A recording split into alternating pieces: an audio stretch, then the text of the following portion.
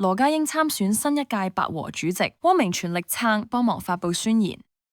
汪明荃過往共任9屆八和會館主席，至2023年功成身退，佢再續任。尋晚阿姐喺社交網發文宣布，家英哥參選新一屆八和會館主席，並附上家英哥嘅參選宣言。家英哥表明將以傳承粵劇、保障梨園福利同埋開拓發展空間作為主要目標，希望凝聚業界力量，為粵劇未來發展努力。並喺宣言中表示，投身粵劇界超過70年，呢個舞台見證咗佢嘅成長，亦都承載每一位梨園子弟嘅汗水與夢想，因此對八和會館懷有深厚感情。79歲嘅家英哥，雖然舊年第4度患癌，前列腺癌復發，目前選擇以藥物控制病情，但係依然繼續如常嘅生活同埋工作，更不時同阿姐結伴旅遊。喺病患同年齡挑戰之下，佢更加決定參選八和主席，對粵劇發展仍抱有強烈使命感，希望繼續為業界出力。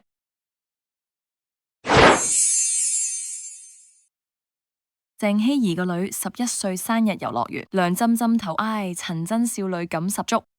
鄭希怡女兒梁針針11歲生日，佢喺社交網分享壽星女生日之旅，就係到主題公園，平日酷爆嘅一陣，全程笑笑口。正如鄭希怡話，玩得開心又盡興，仲讚煙花好靚。除咗鄭希怡同老公梁學柱之外，一齊嘅仲有針針嘅朋友仔，其中一位係黃依文仔仔陳真。針針同陳真自細一齊成長，感情好似姊弟。照片裏面佢兩個一齊坐，陳真手指指同針針望住同一個方向，另一張則係針針將個頭溫馨咁挨喺陳真膊頭上，少女感十足。陳真就昂高頭望向天空。